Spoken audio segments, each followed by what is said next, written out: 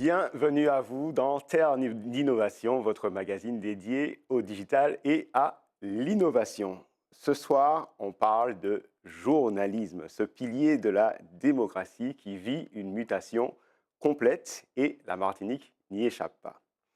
Fini le temps où l'information n'avait qu'un seul sens, de la rédaction au lecteur ou à l'auditeur. Aujourd'hui, avec près de 200 000 Martiniquais actifs sur Facebook, Instagram, TikTok ou WhatsApp, le terrain de jeu est devenu un immense forum public, instantané et parfois houleux.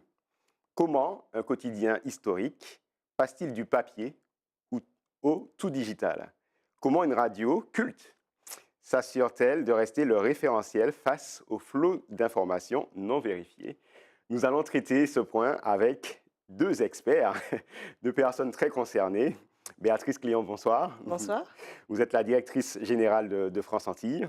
Et Karl Laurent, bonsoir. Bonsoir. Vous êtes le coordinateur éditorial digital pour RCI. Exactement.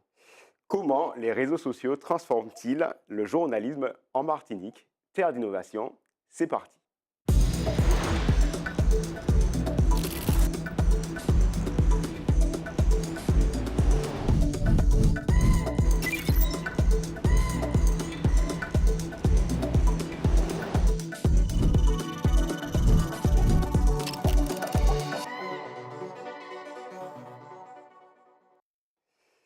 Bonsoir, Béatrice Cléon. Bonsoir. Est-ce que vous pouvez vous présenter de nouveau? Alors, Béatrice Cléon, directrice générale du groupe France Antilles, donc la presse quotidienne départementale qui opère sur la Martinique, la Guadeloupe et la Guyane. Quelles sont vos missions aujourd'hui?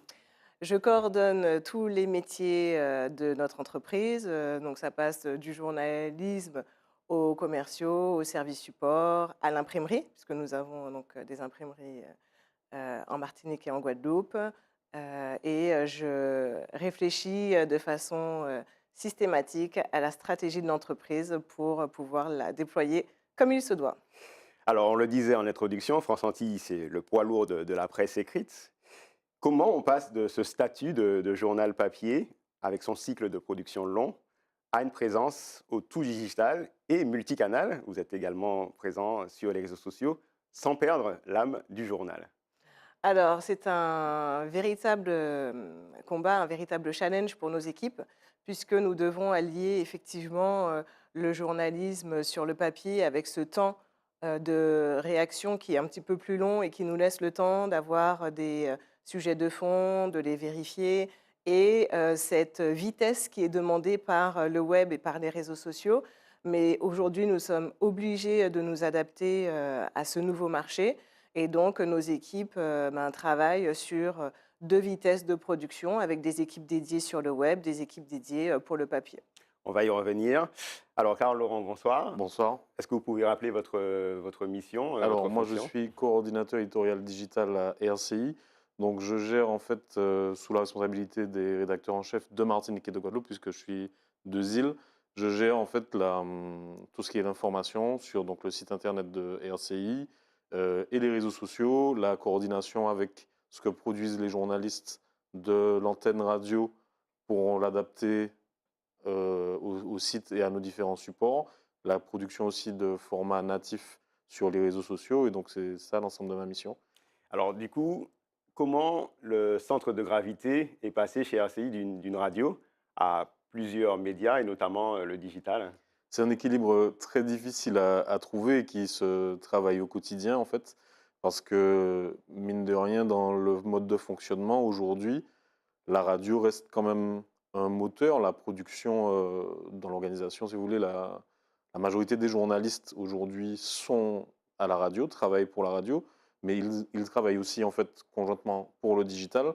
Et donc, il faut réussir à capter toute cette masse d'informations qu'ils produisent, à réussir à la transformer aux différents formats digitaux. Déjà passer donc du son, puisque on a une radio qui est très instantanée, qui est très sur l'actu chaude, et donc il y a des formats très précis, et à passer ça à nos lecteurs, principalement sur le site, mais aussi à nos lecteurs sur les réseaux sociaux, qui eux sont très avides, par exemple, de vidéos ou de choses un peu plus courtes, un peu plus frappantes à l'œil. Et donc, c'est là que s'articule toute la mission, en fait. Et comment vous êtes organisé en termes de ressources? Vous avez aussi, Alors, comme au niveau de France 26, des équipes dédiées? alors, on a une équipe dédiée aujourd'hui dont je suis à la tête, qui est à l'heure actuelle en fait de 3 personnes globalement, qui est répartie entre la Martinique et la Guadeloupe. Donc on travaille beaucoup à distance. Tous les collaborateurs sont 2 îles, donc sont en mesure d'opérer à distance grâce aux nouvelles technologies en Martinique et en Guadeloupe.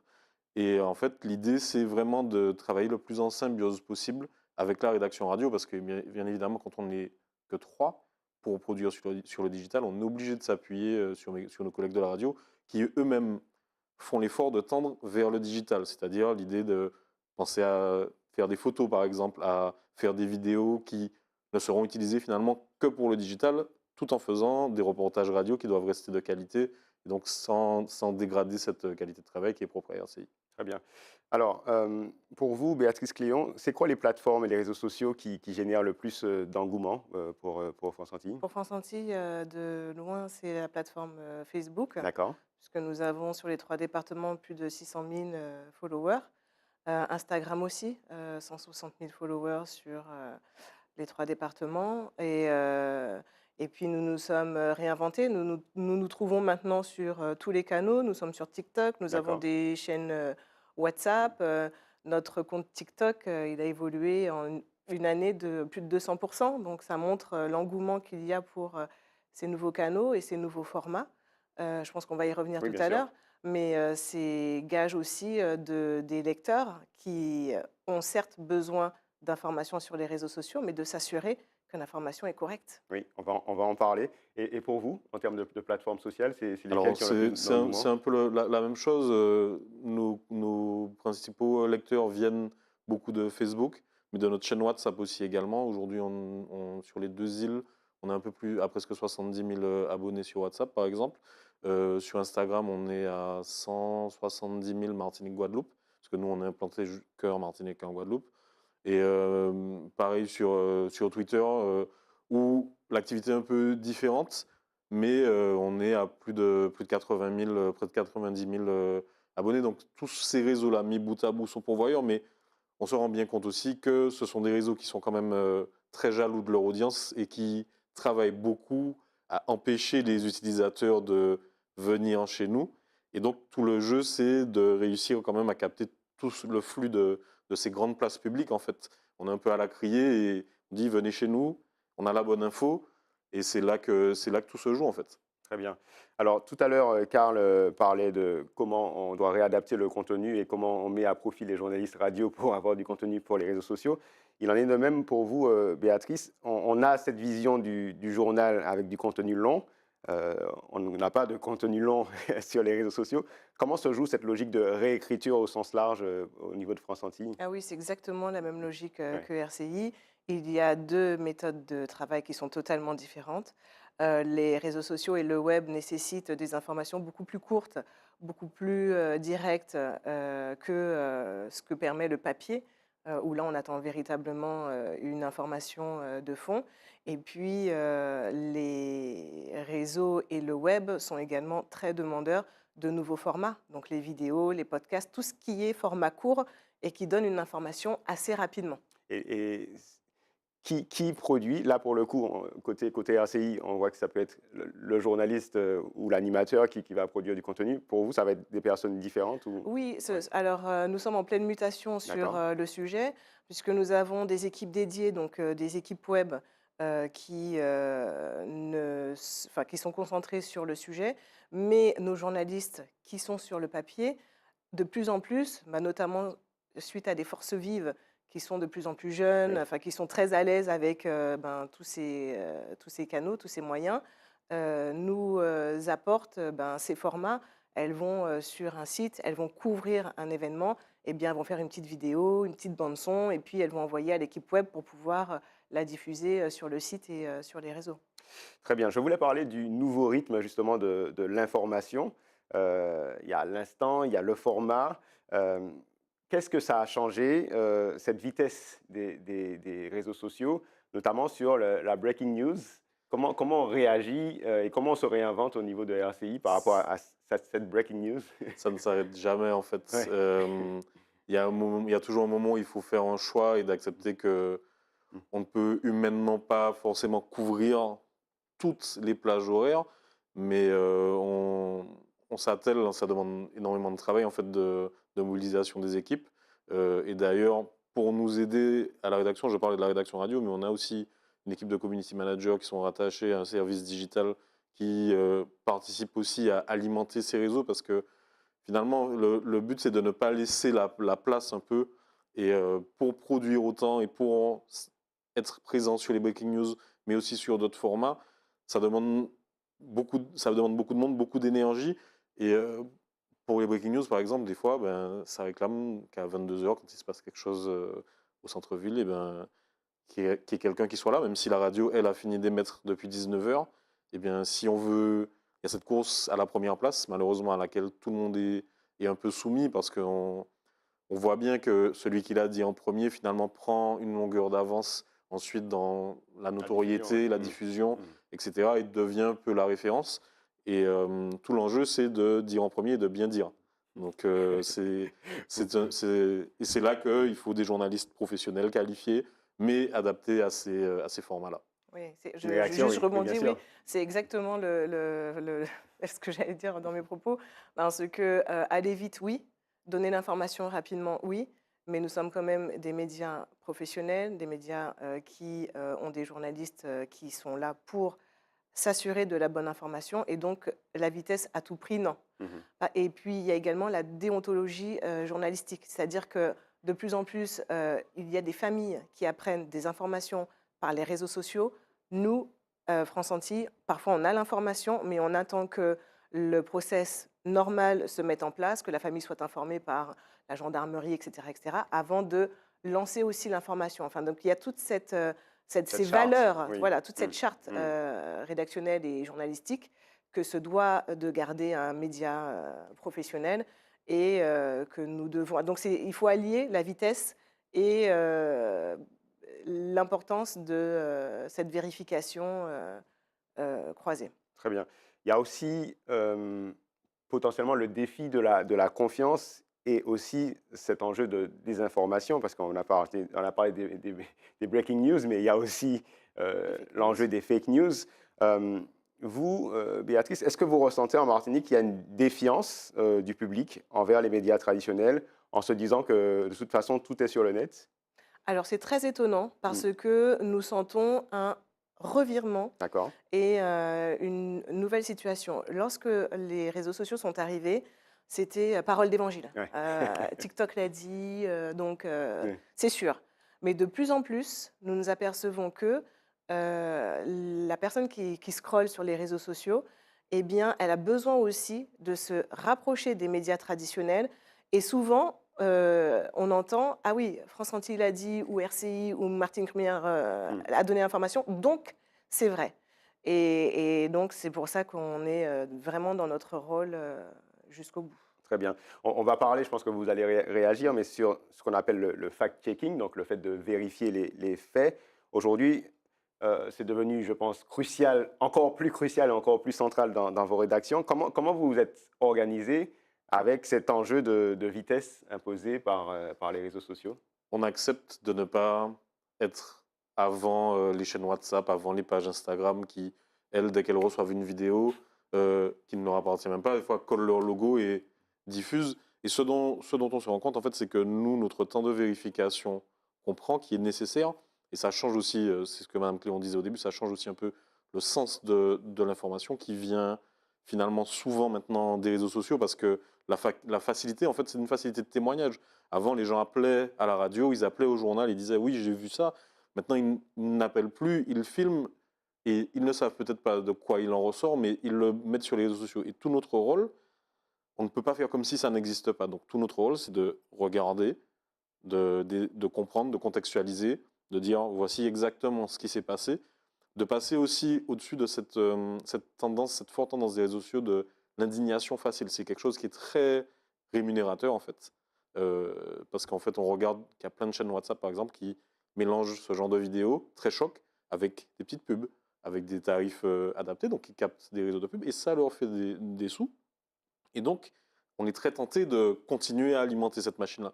Nous, notre rôle, même si on vit de la pub aussi également, c'est vraiment d'être dans un rôle de crédibilité. Je crois que c'est le vrai mot, c'est notre info est crédible, elle est vérifiée. Et c'est le plus important en fait pour nous. Il faut être les premiers, d'accord. Il faut être dans les temps, mais il faut être crédible. C'est pour moi et en tout cas la façon dont on travaille à RCI, c'est vraiment un des piliers majeurs. Et si je peux Bien rebondir, sûr. c'est d'autant plus extrêmement dangereux ces réseaux sociaux parce que les vidéos sont de mieux en mieux faites. Avec l'intelligence artificielle, on se retrouve avec des vidéos qui n'ont pas de date, qui n'ont pas de... Donc, et c'est vrai que ça peut porter à confusion de façon très rapide. Enfin, moi, j'ai une adolescente à la maison, hein, donc c'est mon cobaye. Je vois tout de suite hein, comment elle réagit face à l'actualité. Et non, on a un vrai rôle à jouer et on se tient de le tenir jusqu'au bout, quoi. Ah ouais, c'est très important. Dans le rôle social globalement que le média a dans la société, il faut que si ce sont des journalistes professionnels qui contribuent à ce qu'on appelle la fabrique de l'information, mais en fait à la, à la vérification et à la diffusion de l'information, il faut que nous soyons la référence qu'on se vante d'être en fait, et c'est primordial. Et est-ce que vos médias respectifs, alors vous allez voir qui répond, mais ont été aussi confrontés justement au fait de devoir répondre à une nouvelle qui est manifestement fausse et vous devez vous poser en faux pour rétablir la vérité? Ah oui, totalement. Oui, Des réseaux sociaux récupèrent notre, enfin pour France Antilles, oui, récupèrent notre logo et donnent des informations sous le oui, nom de France Antilles. bien Donc sûr. tout de suite, nos équipes précisent que ce n'est pas Mm. vrai, que ce n'est pas le cas, que c'est une fake news. Et puis on alerte énormément. Et c'est vrai que ça donne une position totalement différente aux journalistes qui se retrouvent aussi acteurs de son métier puisqu'en fait, il est en interaction avec ben, les personnes qui sont sur les réseaux sociaux, les commentaires, donc on interagit et c'est totalement différent. Mais il faut évoluer. Donc on se rend compte que les réseaux sociaux exposent davantage les journalistes, voire les rédactions. Il peut y avoir aussi d'ailleurs des commentaires virulents, des pressions. Comment, à votre niveau, au niveau de France Antilles, on essaye de protéger les équipes face aussi à cette érosion de la sécurité en ligne? Nous sommes vraiment à l'aise sur notre ligne éditoriale. Nous avons une ligne éditoriale de proximité, d'information. Nos colonnes sont ouvertes à tous. Donc, au niveau des commentaires, malheureusement, plus il y a des réseaux sociaux, plus il y a de commentaires également. Nous avons la possibilité, quand les commentaires sont vraiment trop éloignés, de faire en sorte de les atténuer. Mm. Et bon, ben, ça fait partie du jeu, mais ce n'est pas une difficulté en soi, parce que lorsque vous êtes sûr du travail que vous réalisez et que vous fournissez, eh bien, voilà, la ligne éditoriale, elle se poursuit. Même question un petit peu sur l'exposition des Alors, sur journalistes. l'exposition des journalistes, le métier de journaliste, de toutes les façons, est un métier d'ordre public. En fait, on se retrouve exposé, donc on a tendance à dire que ça fait partie du jeu.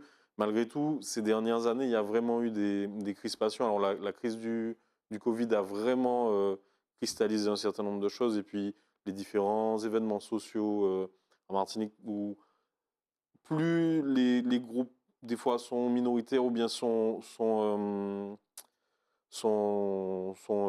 minorité ou en Mm. tout cas sont marginalisés. Et plus ils peuvent s'en prendre aux journalistes, même sur le terrain, etc.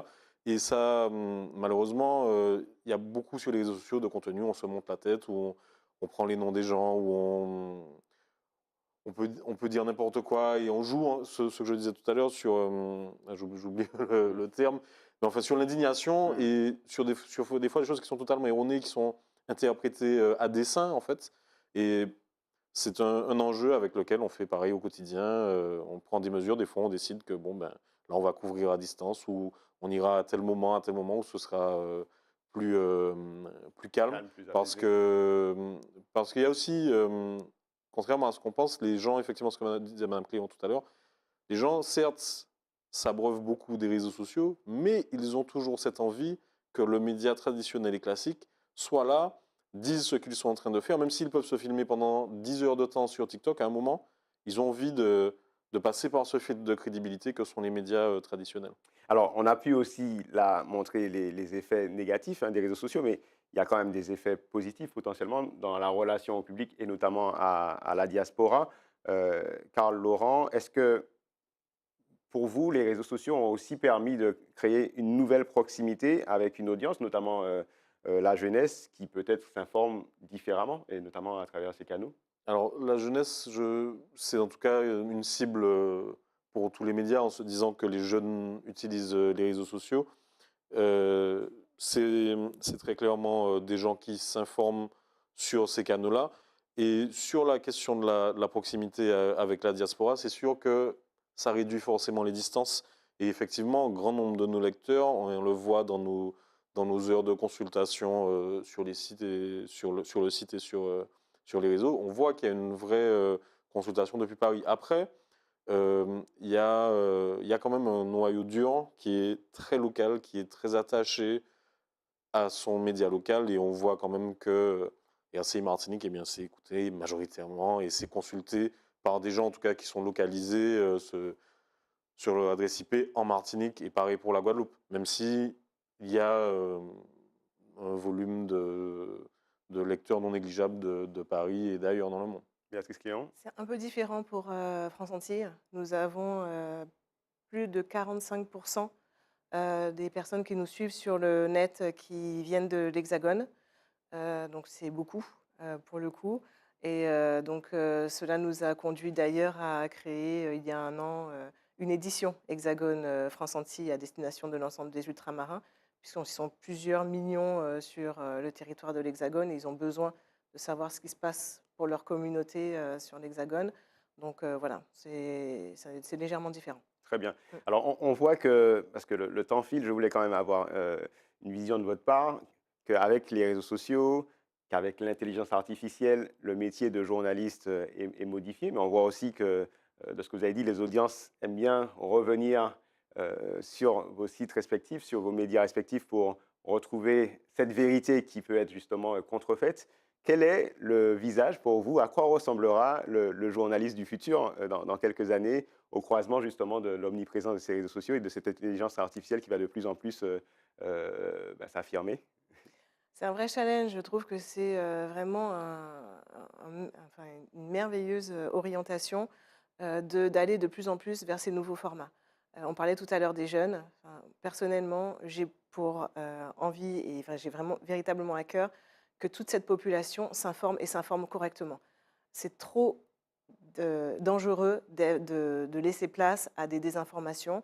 Donc, trouver les orientations qui leur permettent d'avoir l'information via des vidéos, enfin, peu importe, j'ai envie de dire, c'est vraiment l'orientation de demain. C'est vraiment animer l'information pour pour la rendre accessible au plus grand nombre. Nous restons ancrés dans le territoire avec notre journal. En plus, nous avons la population senior la plus âgée de France, de France. Donc, le papier a encore toute sa place, c'est une certitude. Mais nous devons aussi aller sur cet avenir. Et comment je vois du coup l'avenir, c'est dans un équilibre toujours sur l'ensemble de ces supports. Carlo? L'IA est forcément un outil d'aide à la création, mais quand je dis d'aide à la création, ce n'est pas d'aide à la fabrication de l'info, c'est d'aide à la structuration, pour aider à créer des formats qui vont justement chercher ces jeunes lecteurs, chercher ces gens qui se sont peut-être un peu éloignés des médias. Et ça permet, que ce soit dans la création vidéo, que ce soit dans la création visuelle, d'aller au contact de ce public-là et de tous les publics en fait, parce que on ne peut pas faire l'impasse aujourd'hui de l'IA, il va falloir faire avec et tout l'enjeu en fait auquel on est confronté aujourd'hui, c'est de comment réussir à intégrer, comment réussir à bien faire, à rester dans tout le cadre déontologique tout en utilisant ce genre d'outils. Très bien. Dans quelques secondes, je vous retrouve pour la masterclass. Le temps pour moi de remercier mes invités. Béatrice Cléon, directrice générale de France Antilles, merci d'avoir été avec nous ce soir. Merci à vous. Karl Laurent, coordinateur éditorial digital pour RCI, merci également. Merci à vous. Place à la masterclass.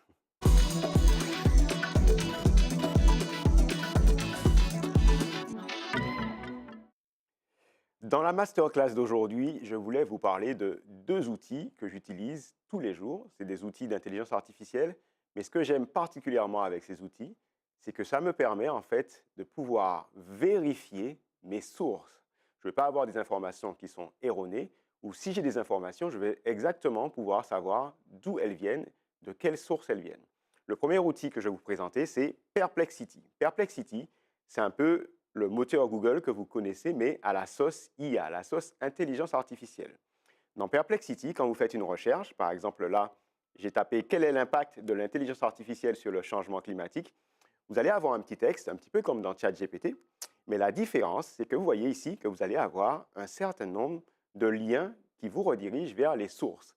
Donc, vous pouvez savoir exactement comment ce petit texte a été généré parce qu'il a été généré à partir de ces sources-là. Plus vous allez utiliser une version abonnée, pro de Perplexity, plus vous allez pouvoir jouer sur les sources et pouvoir filtrer en fonction des sources. Mais même si vous restez sur la version gratuite, vous avez cette petite astuce où vous avez la possibilité, quand vous faites une recherche, de pouvoir filtrer en fait sur le filtre académique. Ici, vous voyez, académique. Et donc, je vais pouvoir faire une recherche uniquement sur des sources académiques. Un autre outil qui est vraiment génial, c'est NotebookLM. Donc, NotebookLM, c'est quoi? C'est une autre façon de rechercher. Cette fois-ci, c'est vous qui allez réunir un certain nombre de sources. Ça peut être des vidéos que vous allez trouver sur YouTube, ça peut être des documents que vous allez télécharger, ça peut être des liens de sites Internet. Vous allez charger toutes ces ressources, jusqu'à 50 ressources, et l'outil va vous permettre de faire une synthèse sur l'ensemble de vos ressources. C'est génial quand vous n'avez pas forcément le temps de consommer 2 heures de vidéos sur YouTube ou que vous n'avez pas le temps de lire un contenu de 100 pages. Vous allez pouvoir charger, comme vous voyez, comme ici, j'ai chargé un certain nombre de liens, des vidéos, et je vais avoir du coup une synthèse automatique. Ce qui est incroyable avec NotebookLM, c'est que je vais pouvoir faire un résumé audio, ou je vais pouvoir faire un résumé vidéo, ou je vais pouvoir faire une carte mentale, ou je vais pouvoir faire un rapport, ou je vais pouvoir faire un quiz. Donc c'est absolument génial pour maîtriser un sujet avec des sources que vous avez réunies et avoir finalement un traitement de l'information exactement comme vous le souhaitez. La masterclass, c'est fini, mais Terre d'innovation aussi. Je remercie David Torres et Johan Constant pour la réalisation. Je vous donne rendez-vous lundi prochain à 20h10 ou à 23h30. Restez connectés sur les réseaux sociaux de Zitata et à bientôt. Bye bye.